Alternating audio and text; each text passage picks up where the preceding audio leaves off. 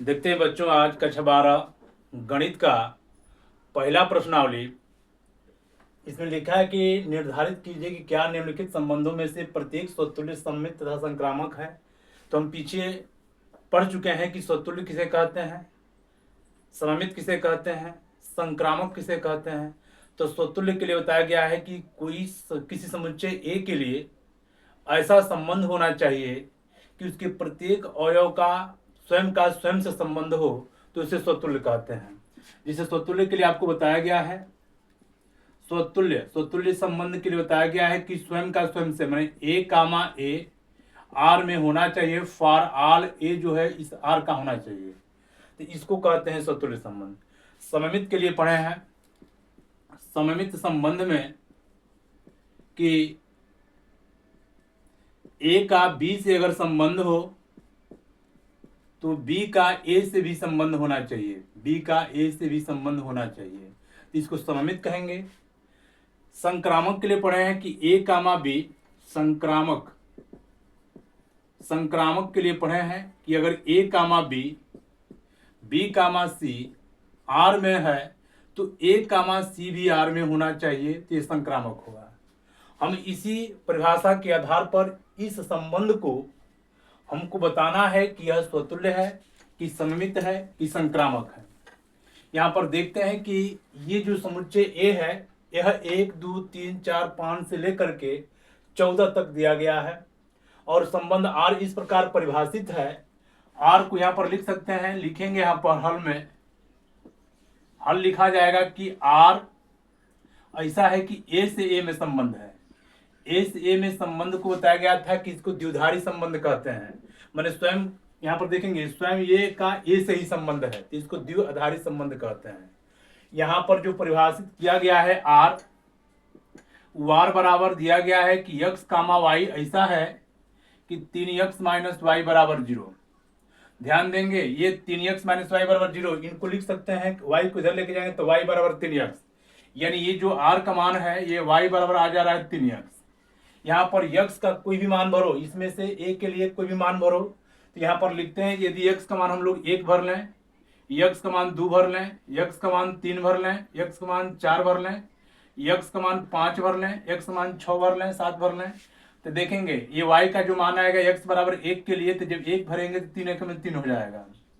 अगर 2 भरेंगे तो ये 2 3 6 हो जाएगा, 3 भरेंगे तो ये 3 3 के 9 हो जाएगा, 4 भरेंगे तो 4 3 12 हो जाएगा, 5 भरेंगे तो 5 3 15, जबकि ये 15 इसमें नहीं है तो इस पार्ट को हम लोग नहीं लिखेंगे। तो यहाँ पर ये जो संबंध हो जाएगा, इस संबंध को हम लोग लिख सकते हैं रोस्टर फॉर्म में कि 1 का संबंध 3 से है तो 1 संबंध 3, 1 का 3 से संबंध लिख लेंगे, फिर 2 का 6 से है तो 2 कामा 6 लिख लेंगे, फिर 3 कामा 9 तो 3 कामा 9 लिख लेंगे, फिर 4 कामा 12 4 कामा 12 लिख लेंगे, फिर 5 कामा 15 तो 15 इसमें नहीं है, एक कहलाएगा रोस्टर फॉर्म।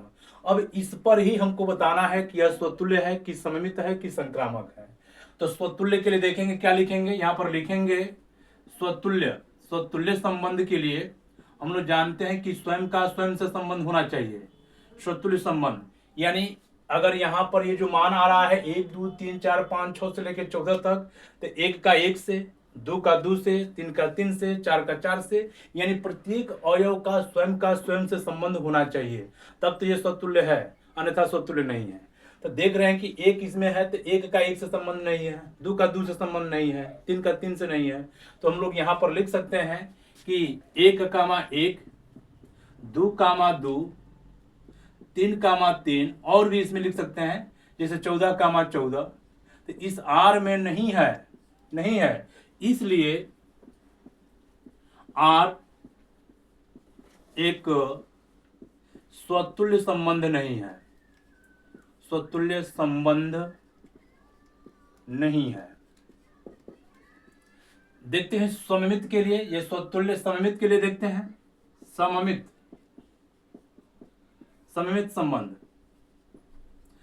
संबंध के लिए क्या नियम जानते हैं कि अगर ए का बी से है तो बी का ए से होना चाहिए। देखते हैं इसमें 1 कामा 3 है तो 3 कामा 1 भी होना चाहिए, तो इसमें नहीं है, 1,3 है तो 3,1 भी होना चाहिए। तो लिखेंगे कि चूंकि 1,3 इस R में है परंतु 3,1 R में नहीं है, इसलिए R एक सममित संबंध नहीं है, सममित संबंध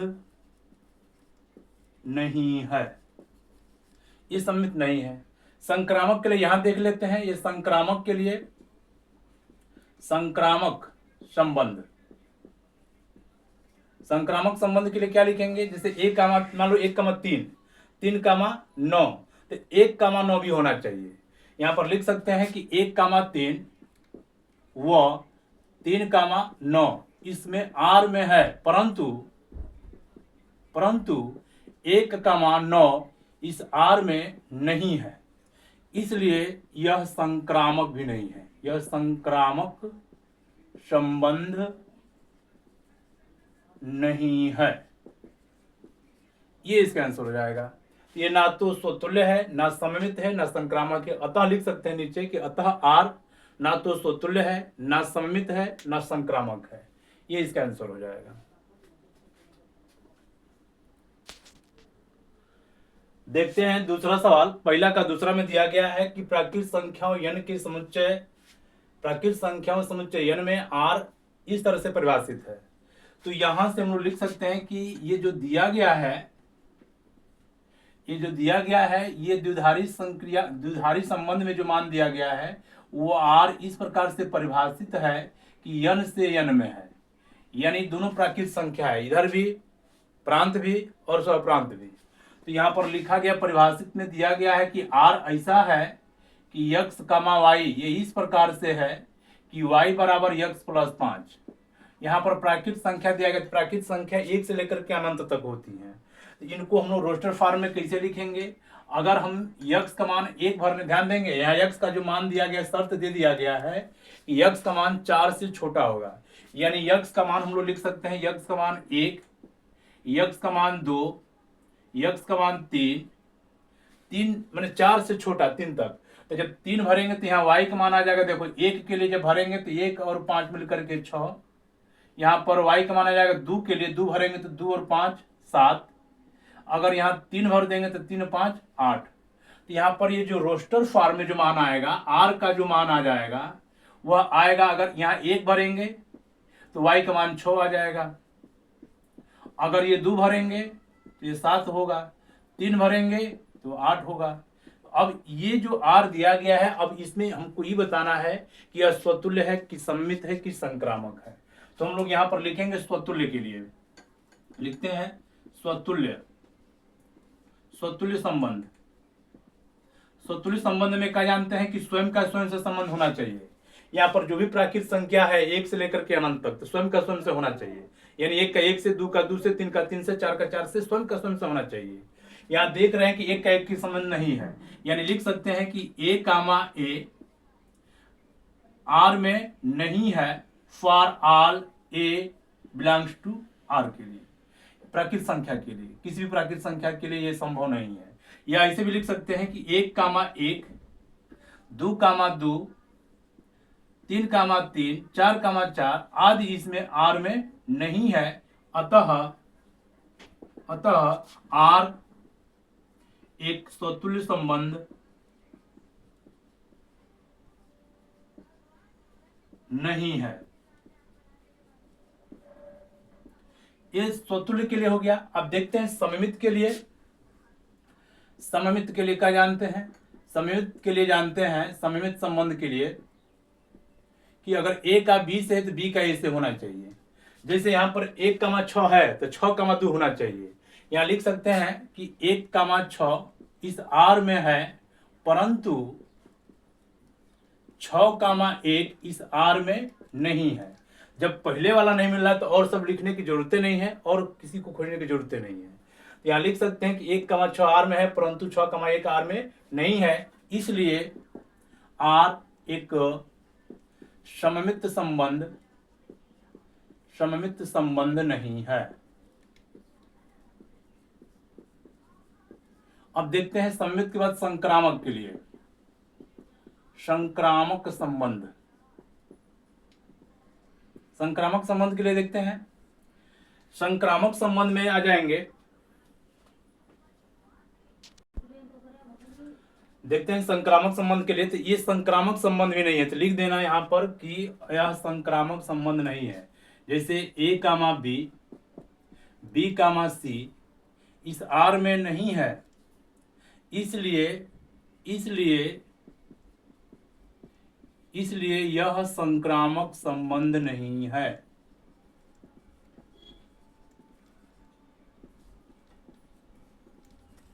तो यहां पर देख रहे हैं कि ना तो यह स्वतुल्य है, ना सममित है, ना संक्रामक है। अतः लिख सकते हैं कि अतः यह संबंध ना तो स्वतुल्य है, ना सममित है और ना ही संक्रामक है। तीसरा देखते हैं, दिया है समुच्चय ए बराबर 1 2 3 4 5 6 में आर बराबर जो दिया गया है x का y ऐसा है कि y भाज्य है x से, y भाज्य है x से। ये परिभाषित संबंध जो R दिया गया है, ये बताना है कि स्वतुल्य है, सममित है कि संक्रामक है। देखते हैं इसमें हम लोग यहाँ पर हल में लिखेंगे, ये द्विधारी संबंध लिख दिया जाएगा कि R इस प्रकार से परिभाषित है कि A से A में है, A से A में परिभाषित है।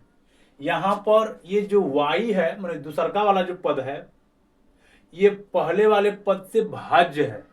इनको अगर हम तीर आरेख से देखें, तीर आरेख से अगर इसको प्रयास करें समझने के लिए, तो यहाँ पर लिखेंगे यहाँ पर A का मान है, ये यहाँ पर भी ये A का मान है। तीर आरेख से इनको समझ लेते हैं। और यहाँ पर दिया गया 1 2 3 4 5 6, 1 2 3 4 5 6।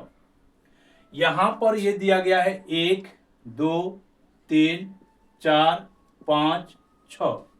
यहाँ से हमको ये जो R का मान दिया गया है, R जो संबंध दिया गया है, वह x का y ऐसा दिया गया है कि y भाज्य है, y भाज्य है x से, यानी इधर वाले से भाज्य है।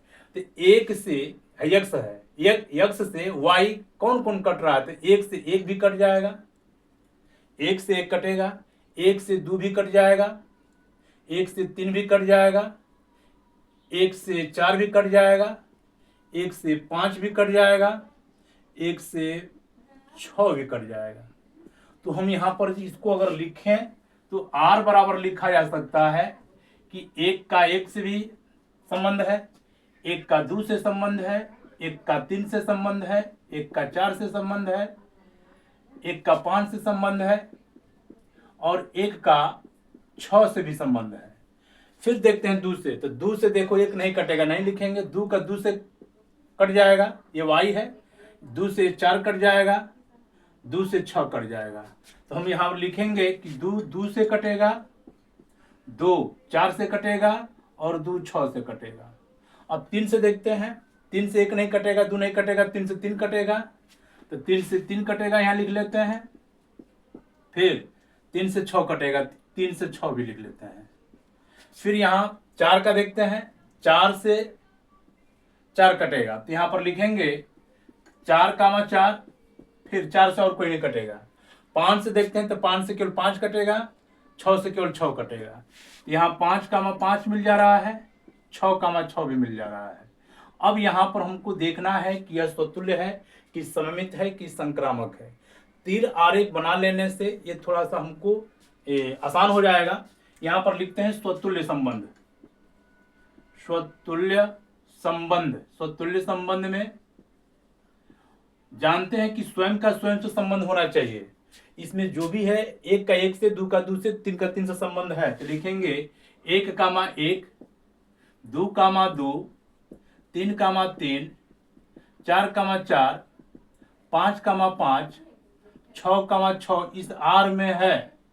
देखते हैं इसमें 1 कामा 1, 2 कामा 2, 3,3, 4,4, 5,5, 6,6 स्वयं का स्वयं से संबंध है, इसलिए R एक स्वतुल्य संबंध है। R एक स्वतुल्य संबंध है। अब देखते हैं सममित के लिए। तो सममित के लिए नियम जानते हैं कि अगर A का B से संबंध है तो B का A से भी होना चाहिए, सममित संबंध। देखो जैसे सममित संबंध के लिए A, B तो B, एक होना चाहिए। यहां पर जैसे देख लेते हैं, यहां पर अगर एक 2 से कट रहा है तो क्या 2 1 से कट रहा है? नहीं, तो ये संभव नहीं है। तो यहां पर हम लोग लिख सकते हैं कि 1, 2 R में है, परंतु 2, 1 R में नहीं है। इसका मतलब कि यहाँ मतलब देखेंगे y 1 से विभाज्य है, परंतु 2 से 1 विभाज्य नहीं है। विभाज्य होने का मतलब कि एक वास्तविक संख्या के रूप में होना चाहिए, मतलब यहां से मिलना चाहिए। तो लिख सकते हैं कि यह सममित संबंध नहीं है।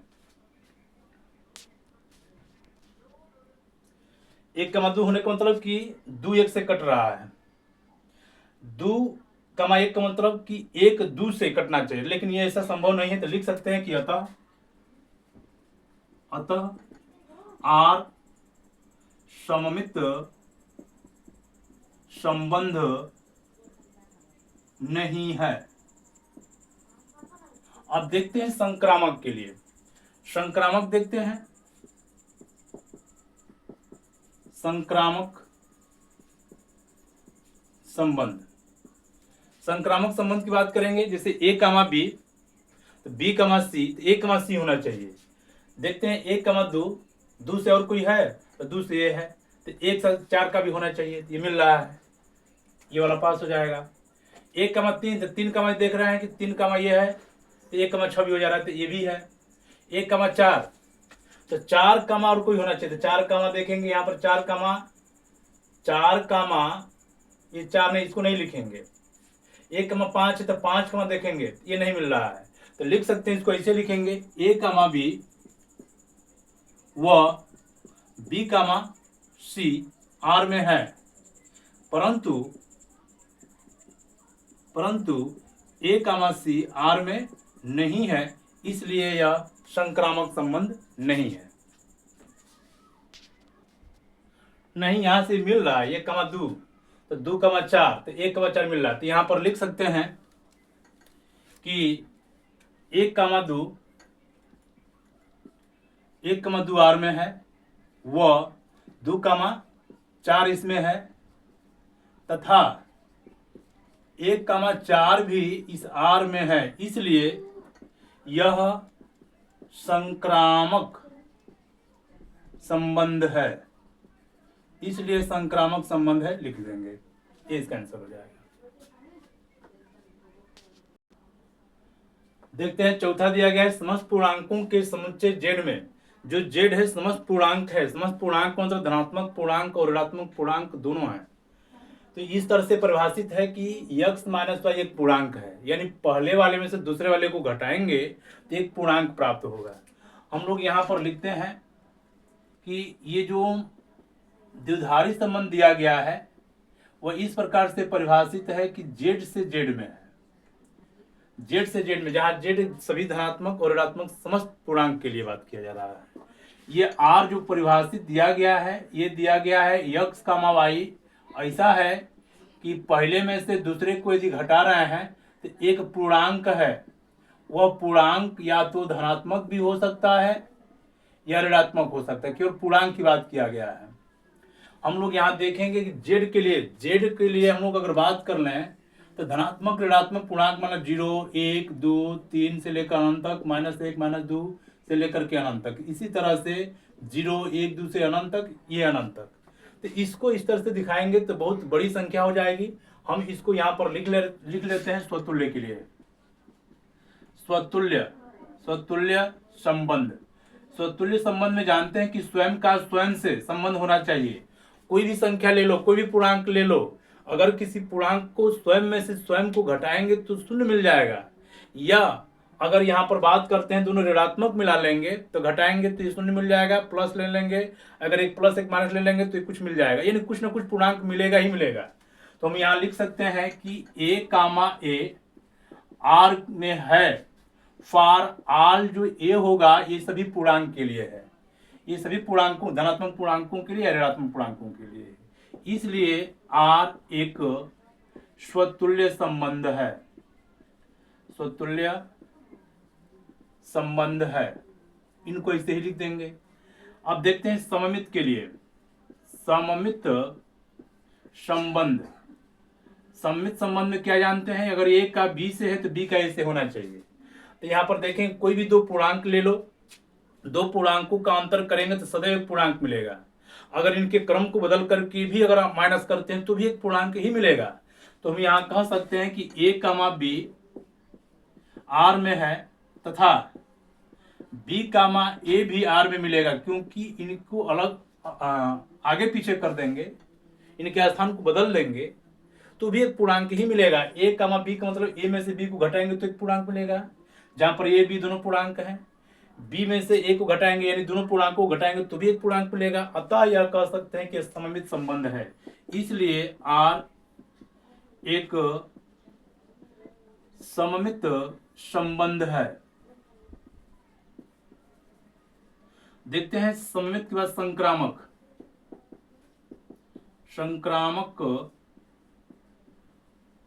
संबंध। संक्रामक संबंध की बात करेंगे, ए कामा बी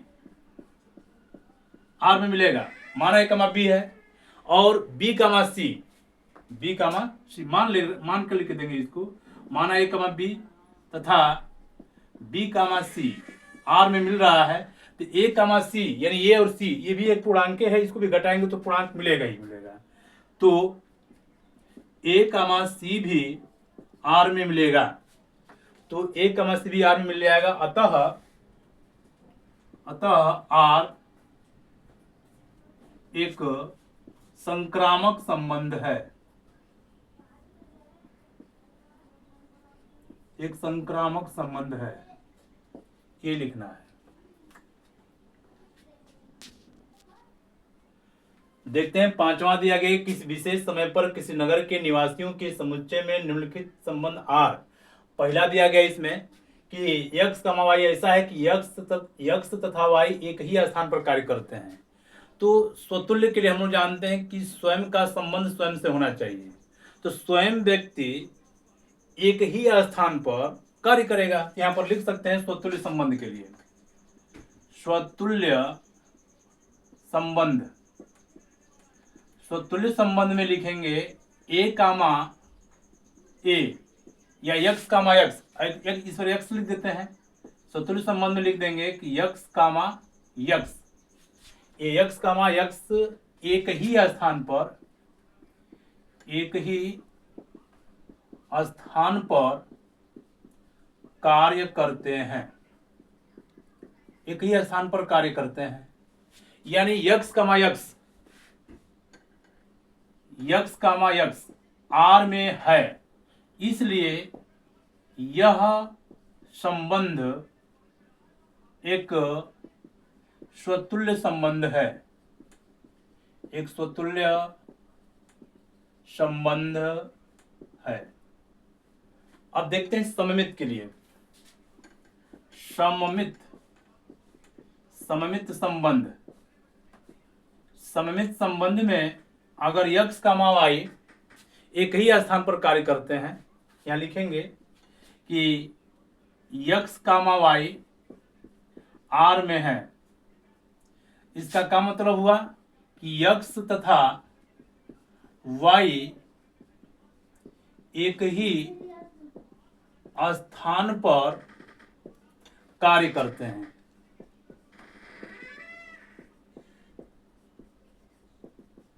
एक ही स्थान पर कार्य करते हैं, ये माना लिख दे रहे हैं कि ये दोनों एक ही स्थान पर कार्य करते हैं, माना लिख दिया गया है।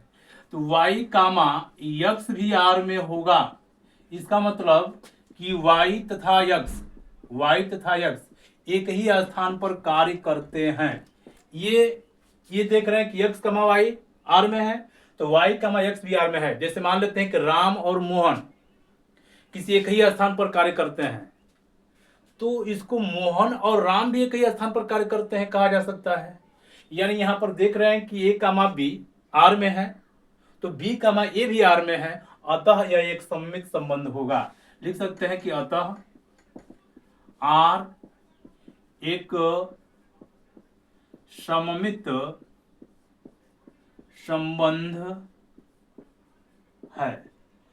सममित की बात देखते हैं, संक्रामक संबंध।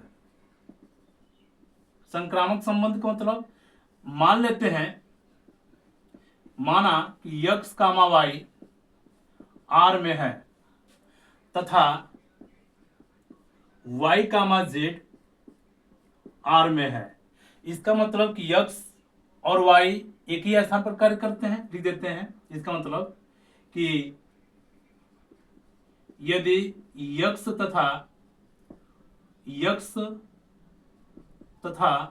y एक ही स्थान पर कार्य करते हैं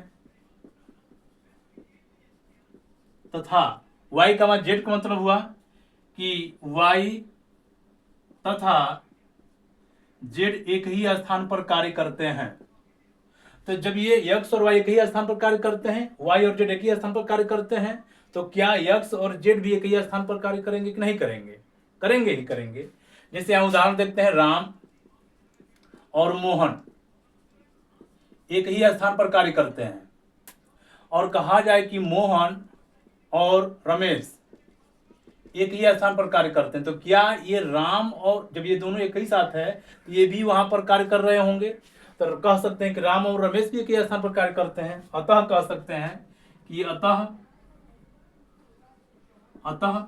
x कामा z, x तथा z भी एक ही स्थान पर कार्य करते हैं, अर्थात ये x कामा z r में मिल जाएगा। इसलिए यह एक संक्रामक संबंध है।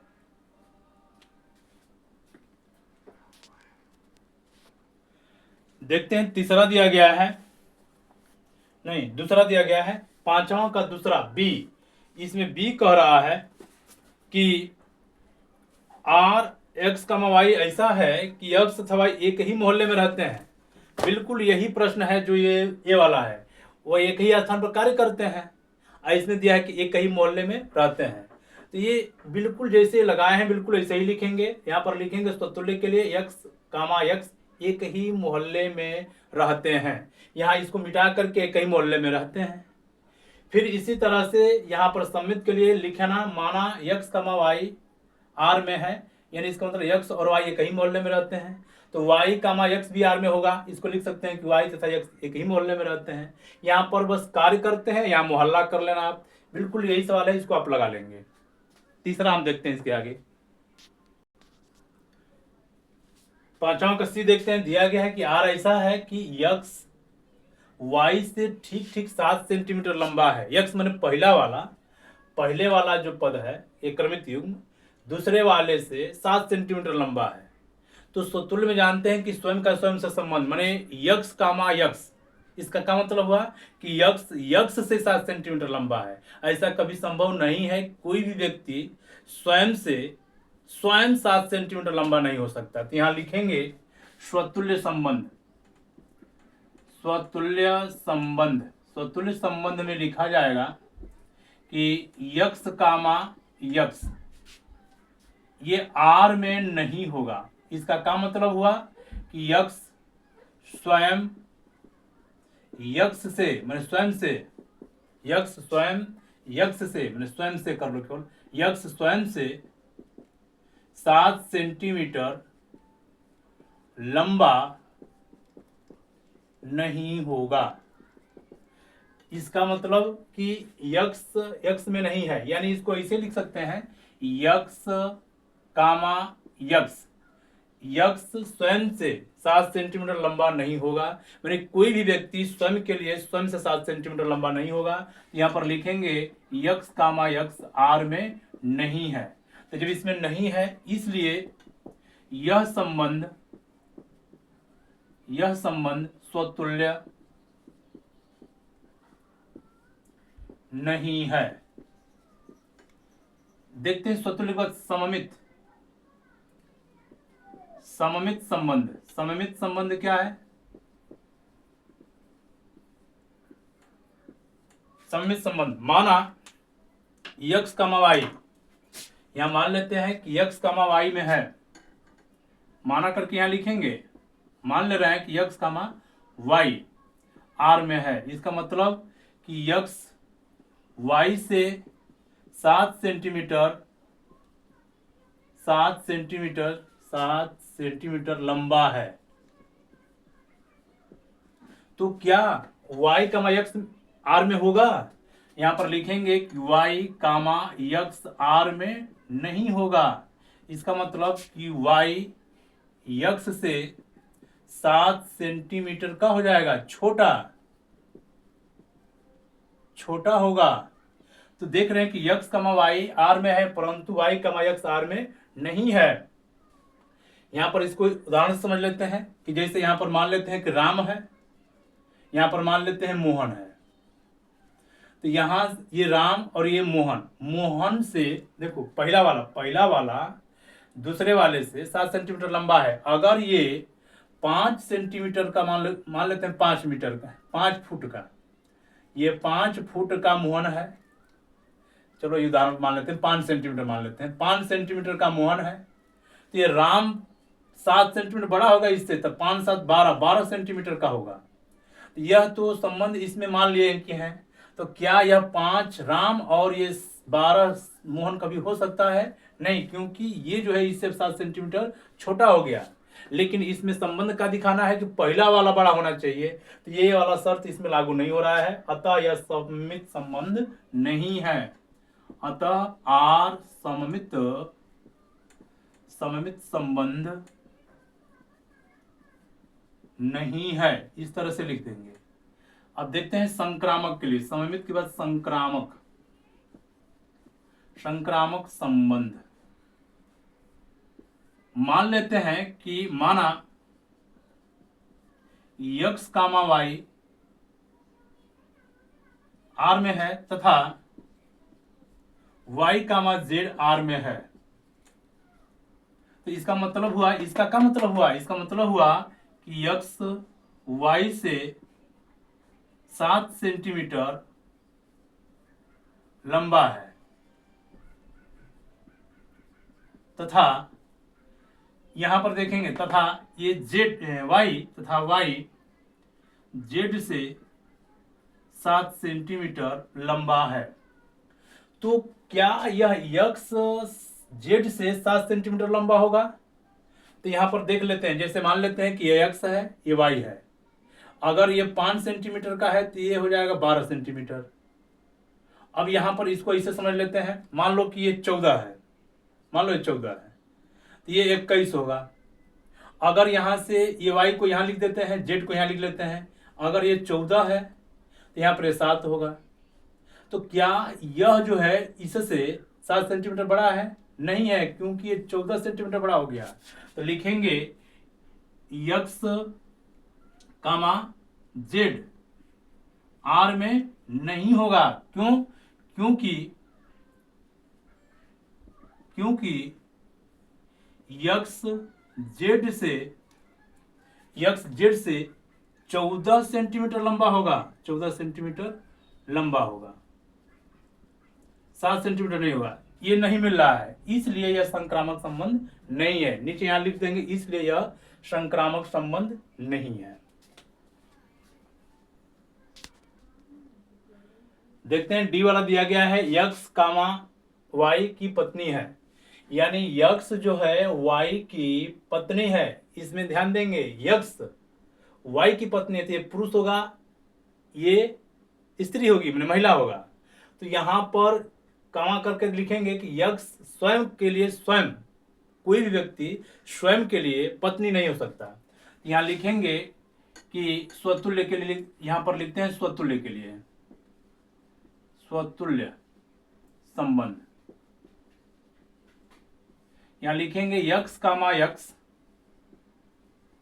के लिए, यक्स कामा यक्स में यक्स कामा यक्स का मतलब क्या हुआ कि जैसे है यक्स यक्स की पत्नी है, तो लिखेंगे कि कोई भी व्यक्ति, कि कोई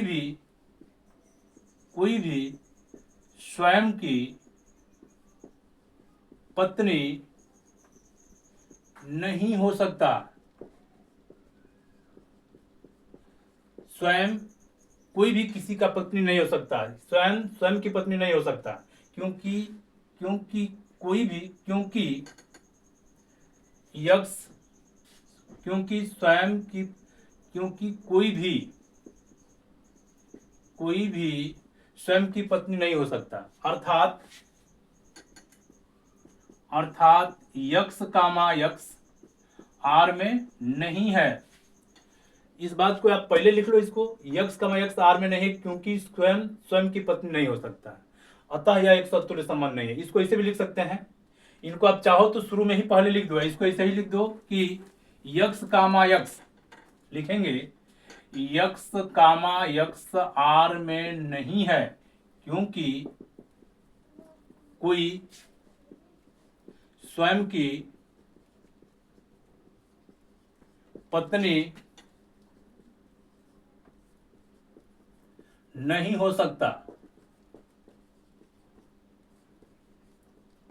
इसलिए आर एक स्वतुल्य संबंध नहीं है, एक स्वतुल्य संबंध नहीं है। अब देखते हैं स्वतुल्य के बाद सममित संबंध। यहां लिखेंगे माना यक्स कामा वाई आर में है, इसका मतलब क्या हुआ कि यक्स वाई की पत्नी है, यक्स वाई की पत्नी है, ये मान लिया है कि वाई की पत्नी है, तो वाई कामा यक्स आर में नहीं होगा क्योंकि वाई यक्स का पति है, यानी ध्यान देंगे यहां पर हाई पुरुष है, ये महिला है, तो कोई भी पुरुष किसी महिला का पत्नी नहीं हो सकता, वो पति हो सकता है, तो लिखेंगे कि इसमें नहीं है, इसलिए यह संबंध सममित नहीं है। इसको पुरुष महिला पर भी समझ सकते हैं, यक्स वाई की पत्नी है, यानी यक्स महिला है वाई पुरुष है, यक्स महिला है वाई पुरुष है, तो यहां पर वाई को यहां कर दिया गया है, यक्स को यहां, तो ये वाई पुरुष किसी का पत्नी नहीं हो सकता, वो पति हो जाता है, तो लिखेंगे कि यक्स कमा वाई आर में है परंतु वाई कमा यक्स आर में नहीं है, परंतु यहां लगा देना, परंतु वाई कमा यक्स आर में नहीं है, एक मतलब कि वाई यक्स का पति है। अब स्वतुल्य हो गया, सम्मित हो गया। अब देखते हैं संक्रामक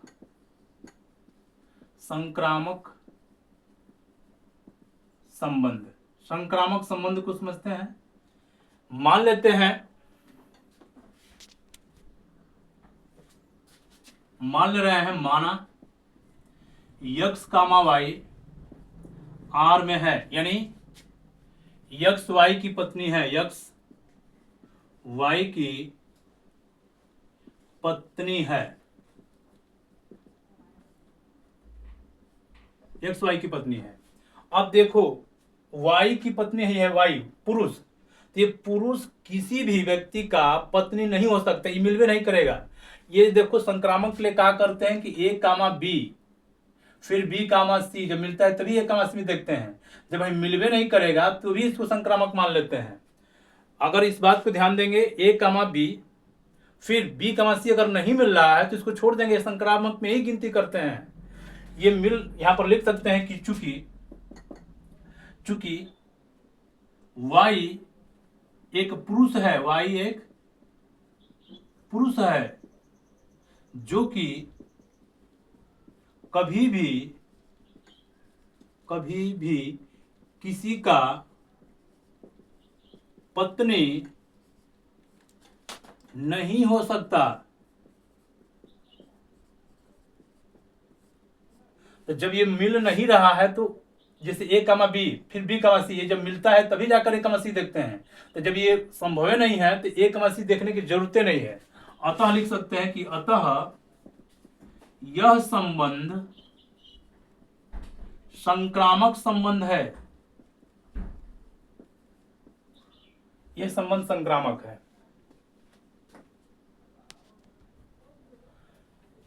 पांचवा की देखते हैं। पहला में पांचवा का ई संबंध जो दिया गया है आर ऐसा है कि यक्स वाई के पिता हैं। तो स्वतुल्य हमको देखना है। तो कोई भी व्यक्ति जिससे स्वयं का स्वयं से संबंध होना चाहिए तो स्वतुल्य कहेंगे। तो कोई भी व्यक्ति स्वयं का पिता कभी भी नहीं हो सकता है। तो यहां पर हम लोग लिखेंगे स्वतुल्य के लिए स्वतुल्य संबंध। स्वतुल्य संबंध में क्या लिखेंगे कि यक्स कामा यक्स आर में नहीं होगा, क्योंकि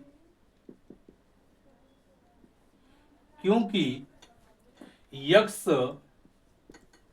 स्वयं का कभी भी पिता नहीं हो सकता।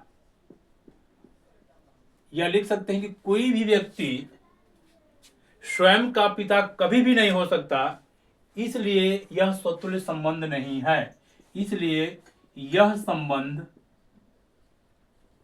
स्वतुल्य नहीं है।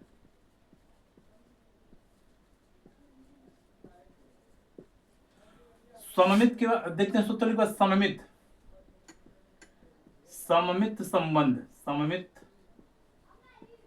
संबंध।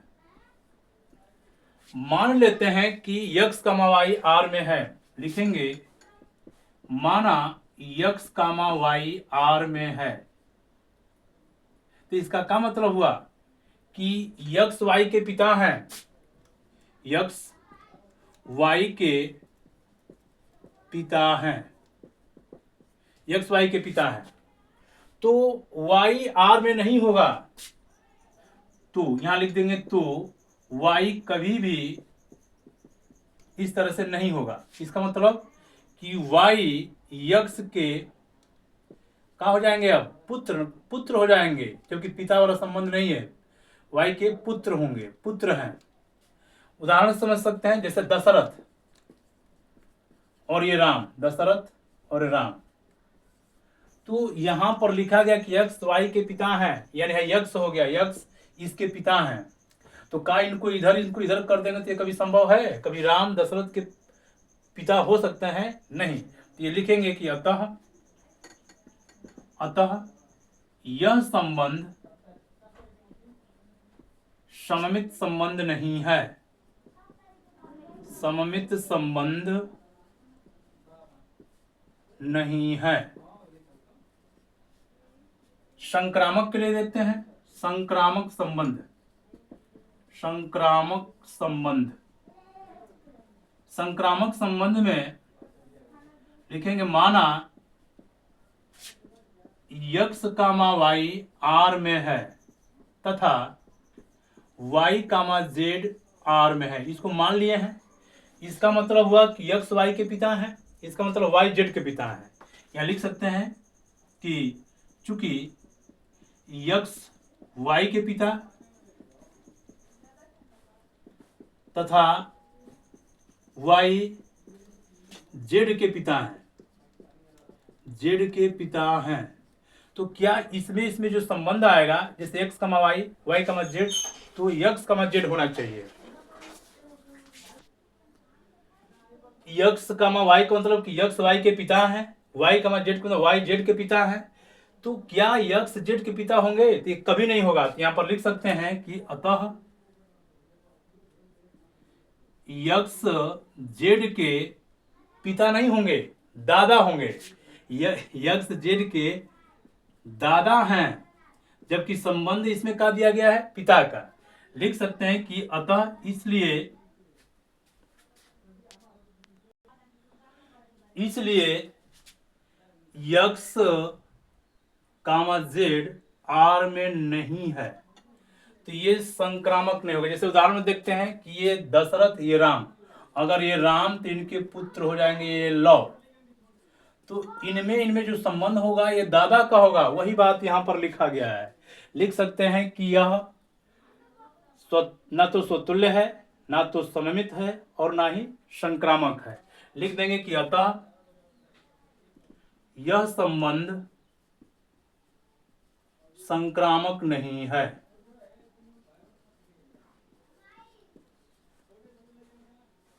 संक्रामक नहीं है।